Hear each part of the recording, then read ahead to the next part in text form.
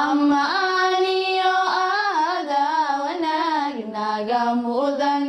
macallin macallin macallin adaa mugdigii u iftiishay. bismillaahi raxmaani raxiim. waxaanu bilaaban doonaa xiisadeennii sayniska gradeska 4A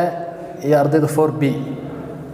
waxaanu ka bilaabi doonaa haddaan iskiin baro magacayga waxa la dhahaa Cabdixakiin Axmed. waxaanu ka bilaabi doonaa unitka la dhahaa types of foods, noocyada cuntada. marka ardaydu casharkan markay dhamaystaan ama casharkan ay daawadaan waxa looga baahan yahay objectives-ka gaadhayaan ardaydu. Students should be able to define types of foods like proteins, carbohydrates, fats, vitamins and minerals. arday kasta waxa laga doonayaa markuu dhameeyo objective-ka casharkan in uu sharxi karo waa maxay protein, waa maxay carbohydrates, waa maxay fats, waa maxay vitamins and finally minerals. We can divide waxaan u qaybin doonaa foods cuntooyinka into 5 different kinds of foods. 5 cunto ama 5 cunto kooxeed oo kala duwan. such as ay kamid yihiin proteins, proteinada, carbohydrateska, fats waxyaabaha duxda ah ama baruurta ah, vitamins vitaminada and finally iyo minerals macdanaha. way shantan cunto waxa loo kala qaybiyaa cuntooyinka shantan cunto kooxeed baa loo kala qaybiyaa. mid kasta definition-kiisu waa maxay iyo halkeeba sources-ka iyo halkeeba laga helo. way proteinadu are nutrients waa nafaqooyin that are responsible kuwaasoo mas'uul ka ah for the building body tissue in ay dhisaan nudaha jirka. proteins waa qaybta ugu horeysa oo kuwa ugu importantsan. proteinadu are nutrients waa nafaqooyinka that are responsible kuwaasoo ka mas'uula for the building body tissue nudaha inay dhisaan maxay jirka. sourceska laga helo ee ardayga laga doonayo inuu garto proteinska laga helo proteinadu are rich waxay qani ku yihiin in foods cuntooyinka such as ay kamid yihiin milk caanaha, egg daadka, meat hilibka, fish kalluunka and beans iyo digirta. shantaasa ugu muhiimsan inta laga helo meelaha laga helo ama sourceska laga helo proteinska. marka proteinsku waxa weeyaan they are very important in food. in cuntadana ay ka koobnaato shantan cunto kooxeed oo proteins inay ku jirto qaab carbohydrates qayb kamida, fatska, duxaha, vitaminska iyo mineralska. way sourceska proteinska laga helo hadii ku soo celino waxaan ardayay waxa kamida milk caanaha, egg daadka, meat hilibka, fish kalluunka and beans iyo digirta. haddana waxaan isweydiinaynaa cunto qofka hadii caruurta yaryar soo koraysa hadii proteinada ayna cuntadeeda ku jirin ama protein deficiency uu ku dhaco protein yaraan maxaa ku dhaca? waxa ku dhaca cudur la yiraahdo kwashiorkor oo macnihiisu af Soomaali noqonaya calool weynaad. marka protein deficiency, children with protein deficiency are waxa ku dhaca cudur la yiraahdo disease called kwashiorkor kaasoo maxay calool weynaad. waxaan lagu gartaa calaamadiisa they are bony and thin waxay noqdaan qaar lafa ah oo dhuuban. inuu soo gudubno unitka labaad oo la yiraahdo carbohydratesku waxa weeyaan sida magacooda ka muuqata waxa badanaa componentsku ka kooban yahay waa carbon iyo hydrogen. waa carbon, hydrates no hydrogen. are nutrients waa nafaqooyinka iyaguna that give kuwaasoo siiya the body jirka energy. waxa kale ma qabtaan carbohydratesku waxay qabtaan in uu jirkeenu ka helo tamar. wuxuuna jirkeenu ka helo waxa la yiraahdo single energy tamar quraata. xagga fatisku inoo soo socda uu jirkeenu ka helo double energy tamar labilaab ah. fats waxay siiyaan waxaan u jeedaa carbohydratesku jirkan wuxuu ka helaa a single energy but the fats they are a double energy. fats waxay ka helaan double energy. sourceska laga helo carbohydrateska waxa ugu muhiimsan sugar sonkorta, maize galleyda, wheat qamadiga, sorghum haruurka, finally honey malabka. marka ardayga waxa laga doonayaa inuu define gareeyo waa maxay protein isla markaa sourceska laga helaa waa maxay. imtixaanka waxay ku iman doontaa waxa lagu doonaa define proteins. su'aasha labaad ee ardayga laga doonayo waxa weeyaan inuu sheego sources of proteins. su'aasha ku xigta waxa lagu doonaa define carbohydrates inuu definition-kiisa garanayo. are nutrients that give the body energy waa nafaqooyinka jirka siiya tamar isla markaa uu garanayo sources of carbohydrates. carbohydrateska maxaa laga helaa intan un maaha way badan yihiin. sugar, maize, wheat, sugar, honey, bread, roodhida way badan yihiin. ayaan u gudubno unitka saddexaad oo la yiraahdo maxay ahayd fats duxda. fatska waxyaabaha duxda ama baruurta lipids la yiraahdo fats and lipids. fatsku are nutrients waa nafaqooyin that give the body energy oo jirkeenu ka helo tamar. they found waxa laga helaa a double energy compared with the carbohydrates. waxa laga helaa tamar labilaaban oo hadii carbohydrateska laga helo 0.5 gram waxaanu ka helinaa fatiskana 1 gram baan ka helinaa fatisku are nutrients waa nafaqooyin that give the body energy jirkeenu ka helo maxay ahayd tamar they found waxa laga helaa a double energy tamar limin laab ah compared marka la barbar dhigo with the carbohydrates sourceska ama meelaha qaniga ku yihiin ardayga laga doonayo marka la weydiiyo fatis halkee baa laga helaa wuxuu sheegi karaa oil saliida ghee butter and cooking oil afartaas ugu muhiimsan ku soo celiyo fatis waxyaabaha duxda ah ama baruurta ah fatis duxdu are nutrients waa nafaqooyin that give the body energy jirkeenu ka helo tamar waxa kale loo yaqaan maxay haday EGF energy giving food baa loo soo gaabsadaa energy giving foods waa cuntooyinka laga helo tamarta waxyaabaha duxda laga helo tamarta carbohydrateska sidoo kale ayagana waxa la oran karaa maxay haday waa energy giving foods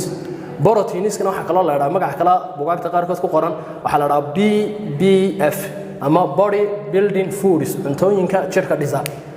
carbohydrateska waxaan inoo energy giving food fatiska waxaan inoo energy giving food marka carbohydrateska iyo fatiska labadoodaba waxa laga helaa maxay ahaday waxa laga helaa energy laakiin energy-ga laga helayo fatiska ayaa ka badan oo ka limin laaban maxay ahaday ka laga helayo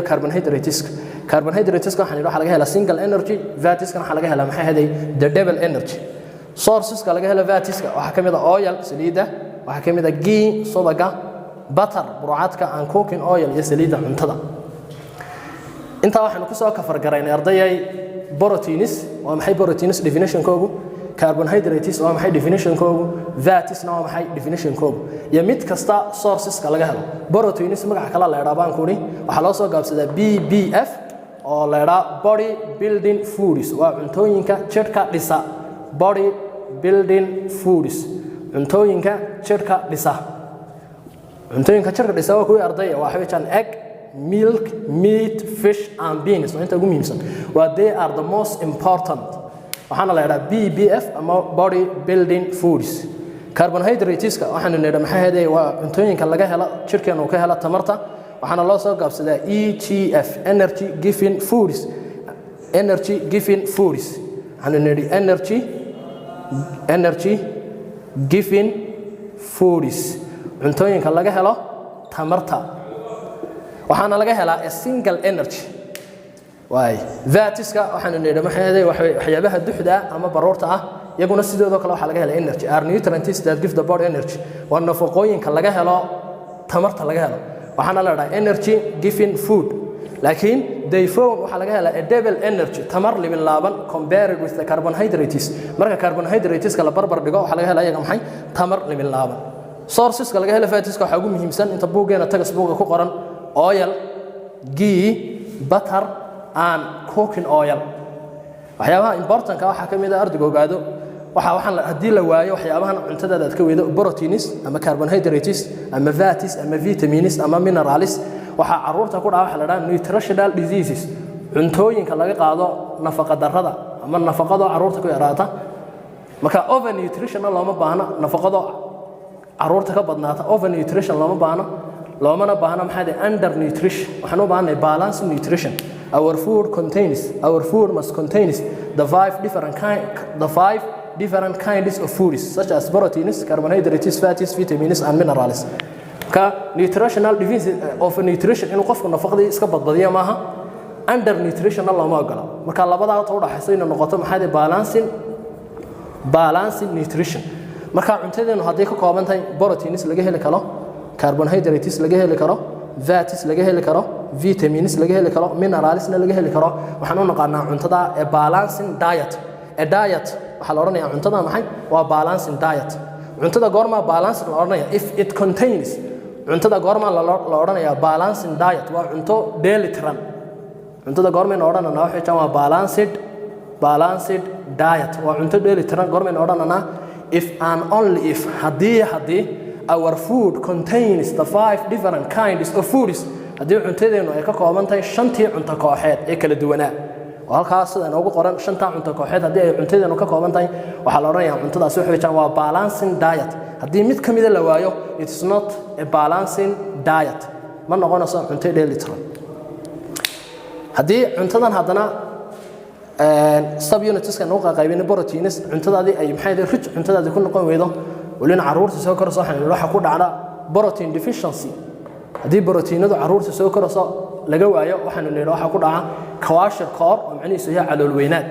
waa protein deficiency ba laga qaadaa vitaminiska oo kale hadday ku yaraadaan waxaa kugu dhacaya rickets baa ka mid a nails atrophy baa ka mid a scurvy baa ka mid a mineralska sidoo kale macdanaha mineralska sidoo kale macdanaha haddii la waayo ama mineral deficiency hadduu dhaco waxaa ka mid a baynu nidhi mineral deficiency waxaa ka mid a rickets ka mid a waxaa kaloo ka mid a maxay cudurka la yidhaha goiter oo cuna barar ah qanjirka qoorta hoosteeda inuu qofkii bararo waxa weeyaan waa mineral deficiency vitaminiska oo kale waxaa laga helaa iyaga maxay green vegetables and fruits waxaa laga helaa maxay khudaarta cagaaran iyo midhaha green vegetables waxaa laga helaa green vegetables khudaarta and fruits iyo maxay ahayd midhaha vegetables iyo maxay ahayd fruits midhaha ka fruits iyo vegetables waxay qani ku yihiin vitamin C markii ugu horeysa wuxuu ku dhacay nimankii C-manka American C-manka ahaa waxa ku dhacay cudur la yiraahdo maxay ahayd scurvy baa ku dhacay oo xanuun ku dhaca maxay ahayd ciridka oo laga qaado vitamin C deficiency markuu qofku ka fogaado vegetables-ka iyo fruits-ka wal hadana mineralska waxaan u qaybin doonaa inta buuggeena ku qoran saddex baa ugu muhiimsan mineralska waxa ugu muhiimsan saddexda mineralska ugu muhiimsan waxa la kala yiraahdaa sida buuggeena ku qoran waa calcium iodine iyo iron mineralska inta ugu muhiimsan waxay waa calcium iodine iyo iron calcium maxay qabataa iodine maxay qabataa iron maxay qabataa inuu calcium macdanta la yiraahdo calcium shaqadeedu waxa weeyaan ama function-keedu haddii arday lagu weydiiyo the function of calcium shaqada calcium haddii lagu weydiiyo waxaad oranaysaa it makes the bones and teeth strong waxay ka dhigtaa ilkaha iyo lafaha qaar xoogan shaqadeedu ugu muhiimsan calcium waxay mineralsna la weydiiyo maxaa kamid ah waa calcium iodine iyo iron waxa lagu sii weydiin karaa calcium waa maxay shaqadeedu calcium waxaad oranaysaa function-keedu ugu muhiimsan ama the main function waxaan it makes the bones and teeth strong waxay ka dhigtaa ilkaha iyo lafaha qaar xoogan shaqadeedu waa inta iodine macdanta la yiraahdo iodine waxa iyadu shaqadeedu ugu muhiimsan waxaan it prevents the disease called goiter waxay ka hortagtaa cudurka la yiraahdo goiter oo nidhi wax xanuun laga qaado iodine deficiency haddii iodine kugu yaraato oo xanuun ku dhaca maxay qoorta hoosteeda oo laga qaado iodine deficiency marka waxay ka hortagtaa markuu qofka isticmaalo iodine deficiency waxay ka hortagtaa goiter bay ka hortagtaa goiter xanuunka la yiraahdo goiter disease was a disease that attacked at the base of the neck waa xanuun ku dhaca base-ka hoose qoorta goiter baa la yiraahdaa laakiin iodine deficiency waxa laga qaadaa iodine deficiency iron iyaduna important ah oo macdanaha ugu muhiimsan kamid ah shaqadeedu waxa weeyaan it increases waxay kordhisaa the amount of blood in the body xaddiga dhiigga ee jirkeena iron it increases waxay kordhisaa the amount of blood in the body xaddiga jirka dhiigina waxaan oran karnaa af Soomaali waxay barwaaqaysaa dhiigay barwaaqaysaa marka hadii la weydiiyo mineralsku waxay kala yihiin waa calcium iodine iyo iron shaqadeedu waa maxay waxaan it increases waxay kordhisaa the amount of blood in the body marka inta kaga nimaadno maxay haday in soo gabagabeeyna hadii ku soo celina mar soo dulmarno waxaan idho waxa loo kala qaybiyaa cuntooyinka 5 cunto ka xeed sidii vertebrateska animalska bashan loogu qaybin jiray 5 boqortooyo maamaliska amphibianiska fish kalluunka reptiles xamaaratada yaa cuntooyinkan waxa loo kala qaybinayaa 5 qaybood proteins baa ugu horeeya carbohydrates fats vitamins and minerals arday waxa laga doonayaa protein oo maxay definition-kiisu qeexitaankiisu isla markaa sources-ka laga heli karaa waa maxay waxaan nidhi proteins are nutrients that are responsible for the building body tissue proteins waxa weeyaan waa nutrients oo nafaqooyin that are responsible kuwaasoo mas'uul ka ah for the building body tissue in ay dhisaan nudaha jirka sources-ka laga helo inta ugu muhiimsan waxaan nidhi maxay waxay rich ku yihiin ama qani ku yihiin milk caanaha egg daadka meat hilibka fish kalluunka and beans iyo digirta waxaana la yiraahdaa ku maxay proteins waxa la yiraahdaa iyaga BBF baa loo soo gaabsadaa ama body building foods cuntooyinka dhisa jirka way carbohydrates oo qodobka labaad ama unitka maxay sub unitka labaad waxaan nidhi carbohydrateska shaqadiisa ugu muhiimsan ee la weydiiyo waa cuntooyinka laga helo jirkeenu ka helo tamar soo ugu shaqeeyo wuxuu ka helaa tamar iyo diirimaad warmth wuxuu ka helaa maxay tamar iyo diirimaad buu ka helaa waxaana iyaga la yidhaha energy giving food cuntooyinka laga helo tamarta sources of carbohydrates waxaan nidhi waxa laga helaa meelaha laga helo sugar sonkorta iyo maize wheat sorghum and honey qaar kale fara badan oo ku dari karto fatiska oo some unitka saddexaad waxaan nidhi are nutrients waa nafaqooyinka that give the body energy jirkeena uu ka helo tamar waa sidii laga helay carbohydrates laakiin fatiska iyo carbohydrates maxay ku kala duwan yihiin waxaan ku carbohydrates waxa laga helaa a single energy but the fat is they found a double energy compared with the carbohydrates that are give a single energy waxa laga helayaa carbohydrates single energy fats kana waxaanu ka helanaa double energy tamar la bilaaban oo hadii carbohydrates laga helo 1.5 gram fats waxaanu ka helanaa 3 grams waa double markaas oo times 2 meelaha laga helo sources laga helo fats waxaanu nidhi oil ghee butter and cooking oil intaas ugu muhiimsan sourceska waa lagu dari karaa intaas ugu muhiimsan ta laga helo waxaanu yiri vitamins kan oo kale oo ka tagay waxa iyagana la yiraahdo protective foods waa cuntooyinka wax ilaaliya protective foods maxaa looga jeedaa waxa laga helaa vegetables all vegetables and fruits dhammaan khudaarta iyo midhaha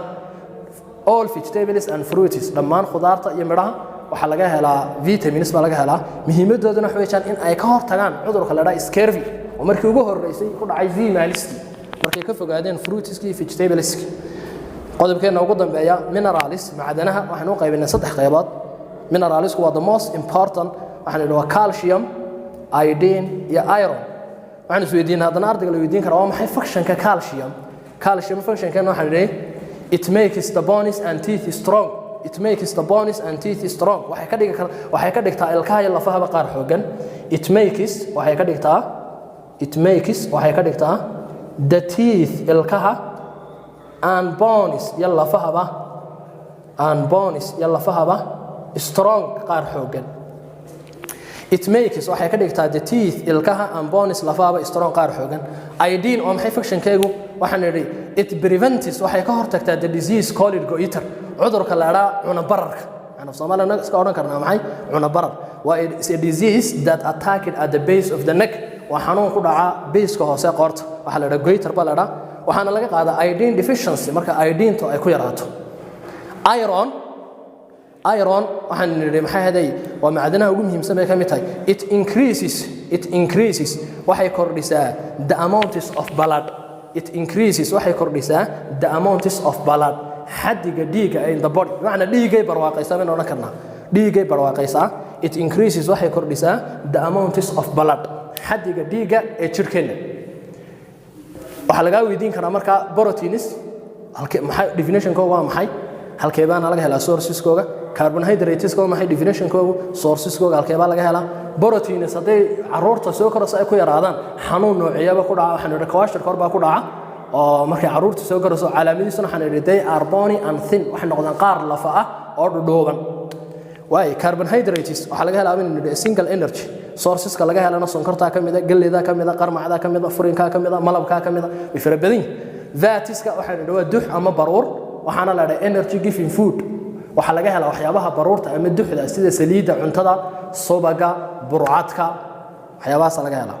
vitamins waxaan nidhi waxay qani ku yihiin waxa la dhahaa protective foods waxayna qani ku yihiin vegetables and fruits khudaarta iyo midhaha vegetables and fruits khudaarta iyo midhaha finally ugu dambeyn mineralska waxaan u soo qaybinay saddex qaybood buugeena ku qoran calcium iyo iodine iyo iron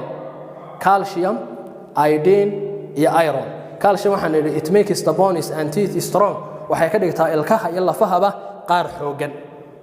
iodine waxaan nidhi waxay ka hortagtaa cudurka la yiraahdo goiter oo waxa laga qaadaa cudurka goiterka la yiraahdo iodine deficiency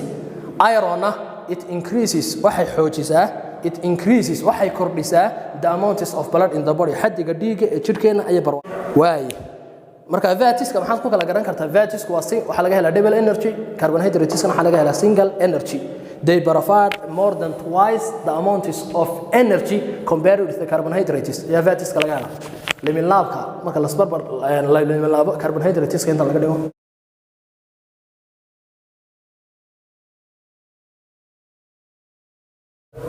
waayahay anu nimaadno maxay ahayd mineralska markaynu ka nimaadno calcium iodine iyo iron anu nimaadno breastfeeding and bottle feeding keebaa muhiimsan breastfeeding and bottle feeding waxaanu ku macnayn karnaa maxay quraarad nuug ama maxay ahayd masaasada breastfeeding waxa weeyaan waa naaska hooyada ama caruurta la siiyo maxay ahayd naaska waay breastfeeding naas nuujintu is more important way ka muhiimsan tahay than the bottle feeding in caruurtii la siiyo maxay ahayd masaasad ama quraarad nuug because it contains waxay ka kooban tahay the 5 different kinds of foods caanaha naaska waxa ku jira maxay ahayd dhammaan shantii cunto kooxeed proteinski carbohydrateski fatski vitaminski iyo mineralski marka hadina la weydiiyo the most important keeba muhiimsan breastfeeding iyo bottle feeding waxaan odhanaynaa markaaba waxa muhiimsan breastfeeding hadina la sii weydiiyo maxaa uu muhiimsan yahay waxaan odhanaynaa because it contains the 5 different kinds of foods such as proteins carbohydrates fats vitamins and minerals way intaas maanta ku soo gabagabeynaa casharkeena types of foods iyo shanta sabyunida kala qaybinay ka ardaydu aad iyo aad bay mahadsan waxaan idin rajaynayaa khayr iyo guul iyo maxay ahayd mustaqbal wanaagsan billahi tawfiiq الله وديعك وامنيو أود سريس وسعده إلا حريس دلونه إلا حريس دلونه إلا حريس